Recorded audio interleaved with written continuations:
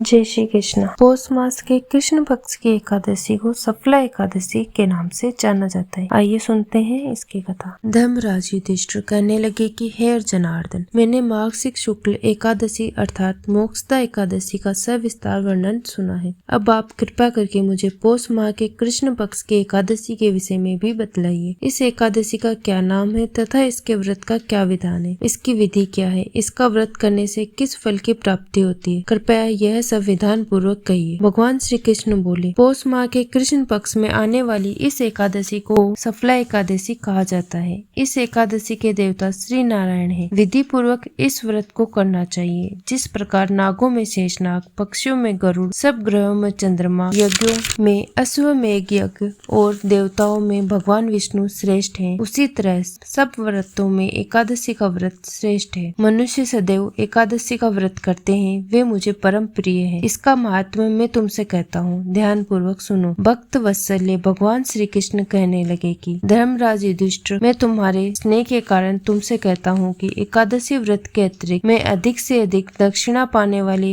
यज्ञ से भी प्रसन्न नहीं होता हूँ। अतः इसे अत्यंत भक्ति और श्रद्धा से युक्त होकर करें। हे राजन, द्वादशी युक्त पौष कृष्ण एकादशी का महात्म्य तुम एकाग्रचित होकर सुनो। सफला एकादशी व्रत कथा। चंपावती नगरी में एक महिष्मान नामक राजा राज्य करता था। उसके 4 पुत्र थे। उन सब में लुम्पक नाम का बड़ा राजपुत्र महापापी था। वह पापी सदा पर स्त्री और वेश्यागमन तथा दूसरे बुरे कामों में अपने पिता का धन नष्ट किया करता था। सदैव ही देवता, ब्राह्मण, वैष्णवों की निंदा किया करता था। जब राजा को अपने बड़े पुत्र के ऐसे कुकर्मों का पता चला तो उन्होंने उसे अपने राज्य से निकाल दिया। तब वह विचार करने लगा कि कहाँ जाऊँ, क्या करूँ। अंत में उसने चोरी करने का निश्चय किया। दिन में वह वन में रहता और रात्रि को अपने पिता की नगरी में चोरी करता तथा प्रजा को तंग करने, उन्हें मारने का कुकर्म करता। कुछ समय पश्चात सारी नगरी भयभीत हो गई। वह वन में रहकर पशु आदि को मारकर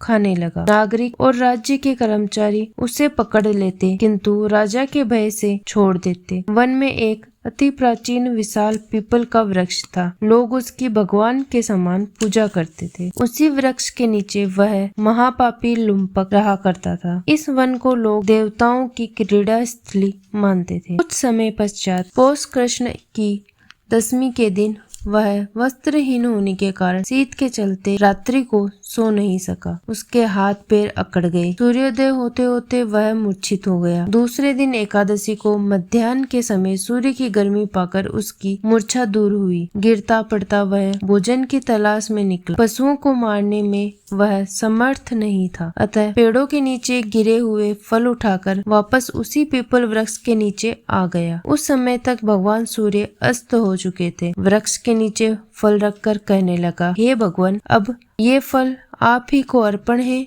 आप ही इनसे तृप्त हो जाइए। उस रात्रि को दुख के कारण उसे नींद भी नहीं आई। उसके इस उपवास और जागरण से भगवान अत्यंत प्रसन्न हो गए और उसके सारे पाप नष्ट हो गए। दूसरे दिन प्रातः एक अति सुंदर घोड़ा अनेक सुंदर वस्तुओं के साथ सजा हुआ उसके सामने आकर खड़ा हो गया। उसी समय आकाशवाणी हुई कि हे राजपुत्र, श्री नारायण की कृपा से तेरे पाप नष्ट हो गए हैं। अब तू अपने पिता के पास जाकर राज्य प्राप्त कर। ऐसी वाणी सुनकर वह अत्यंत प्रसन्न हुआ और दिव्य वस्त्र धारण करके भगवान आपकी जय हो कहकर अपने पिता के पास गया। उसके पिता ने प्रसन्न होकर उसे समस्त राज्य का भार सौंप दिया और स्वयं वन में तपस्या करने चल दिए। अब लुम्पक शास्त्रानुसार राज्य करने लगा।